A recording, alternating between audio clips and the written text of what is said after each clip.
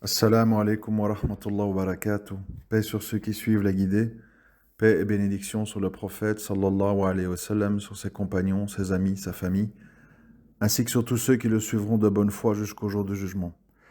J'ai décidé que de temps en temps, j'allais vous faire de la lecture afin que ça soit un bienfait pour moi et pour vous, Inch'Allah, et que on agrémente un peu tous ces audios de connaissances que je juge importantes.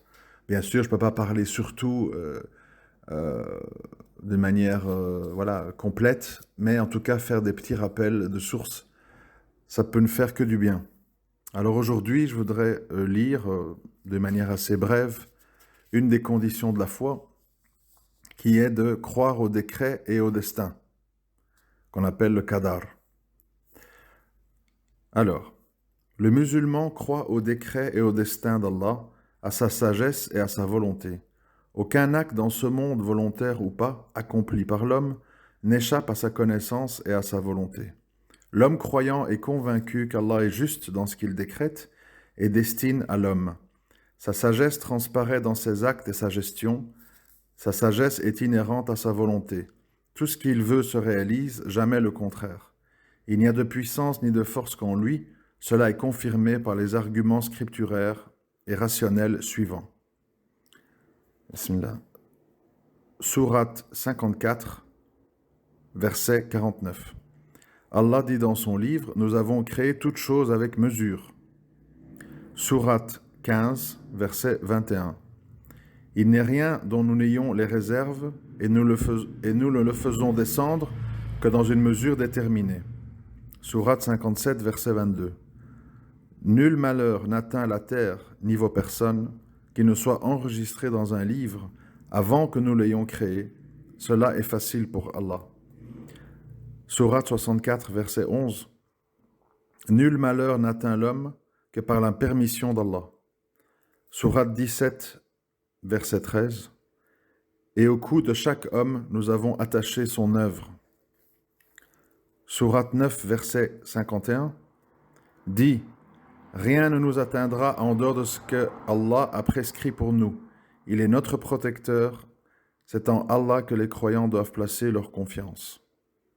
Sourate 6, verset 59. C'est lui qui détient les clés de l'inconnaissable.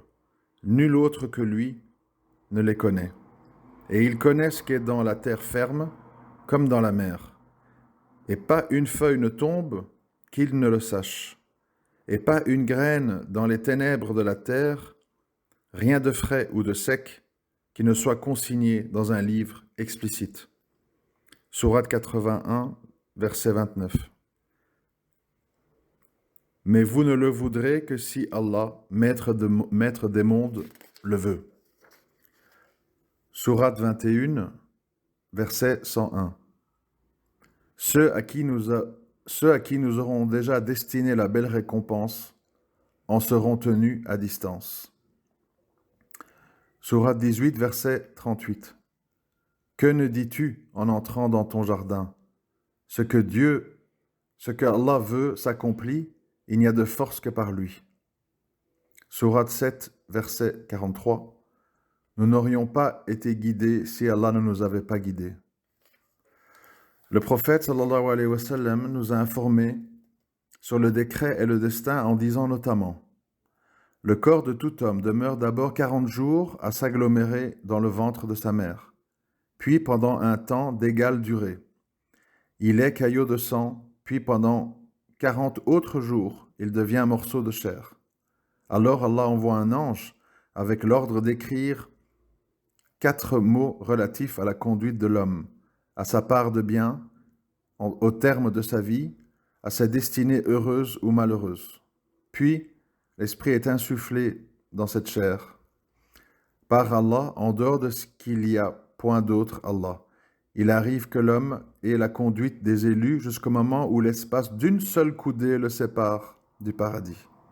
Mais alors la chose écrite intervient et il se conduit comme un damné. Il entre alors en enfer. Il arrive par contre que l'homme ait la conduite des damnés jusqu'au moment où l'espace d'une seule coudée le sépare de l'enfer. Mais alors la chose écrite intervient et il se conduit comme un élu. et il entre au paradis. Rapporté par Muslim. Le prophète sallallahu alayhi wa sallam dit à Abdallah ibn Abbas: Ô jeune homme, je vais t'apprendre quelques paroles. Montre-toi attentif envers Allah et Allah te protégera. Montre-toi attentif envers Allah et tu le trouveras à tes côtés. Si tu demandes, adresse-toi à Allah. Si tu sollicites une aide, sollicite-la de la part d'Allah. Sache que si toute la communauté se réunissait pour t'apporter un quelconque bienfait, tu n'en profiteras que de ce que Allah a inscrit pour toi. Inversement, si elle s'unissait pour te nuire, elle ne pourrait le faire que dans la mesure où cela a été décrété par Allah. Désormais, les plumes de la destinée sont rangées et l'encre des feuilles est séchée. Authentifié par At-Tirmidhi. Il dit aussi: la première chose qu'Allah a créée fut le kalam. Il lui a dit ensuite: écris. Et le kalam d'écrire tout ce qui allait se produire jusqu'au jour de la résurrection. Rapporté par At-Tirmidhi et Ahmed. Il dit également: Moïse argumenta contre Adam sur eux le salut et lui dit: Ô Adam, tu es notre père, tu as trompé nos espérances et tu as provoqué notre descente du paradis. Adam lui répondit: Ô Moïse, toi que Allah a privilégié en te parlant de vive voix et en t'écrivant de ses propres mains la Torah, vas-tu me reprocher une chose que Allah a décrétée 40 ans avant, qui ne me crée que j'allais l'accomplir? Le prophète sallallahu alayhi wa sallam ajouta: c'est ainsi que Adam réfuta Moïse. Rapporté par Muslim. Dans son dialogue avec Jibril, le prophète sallallahu alayhi wa sallam expliqua la foi en ces termes: la foi est de croire en Allah, en ses anges, en ses livres, en ses messagers, au jour dernier et au destin, bon ou mauvais. Rapporté par Muslim. Il dit aussi: agissez car à chacun sa tâche lui sera rendue facile. Rapporté par Muslim. Le vœu ne repousse pas le décret d'Allah. Il dit à Abdallah ibn Qays: Ô Abdallah, veux-tu que je t'apprenne des mots qui font partie du trésor du paradis? Il n'y a de force ni de puissance qu'en Allah. Rapporté par Al-Bukhari et Muslim. Répondant à un homme qui lui dit: selon ta volonté ou celle d'Allah? Il dit: dis plutôt selon la volonté d'Allah seul. Rapporté par Ahmed ibn Majah. Un nombre infini de musulmans, savants, sages, vertueux et autres, ont cru au décret et au destin, à la sagesse d'Allah et à sa volonté. Ils sont convaincus que tout ce qui se passe, Allah en a connaissance avant sa réalisation et qu'il s'accomplit suivant son décret, que la plume a déjà tracé tout ce qui doit se produire jusqu'au jour dernier. Argument rationnel. 1. La raison ne juge pas impossible tout ce qui a trait au décret et au destin, à la volonté d'Allah, à sa sagesse et sa gestion du monde. Au contraire, elle considère cela comme étant nécessaire, attendu, ces signes évidents dans l'univers. 2. La foi en Allah et en sa puissance implique la foi en son décret, son destin, sa sagesse et sa volonté. 3. L'architecte trace sur une petite feuille de papier le plan d'un palais, détermine la durée de sa réalisation, puis lance les travaux de construction.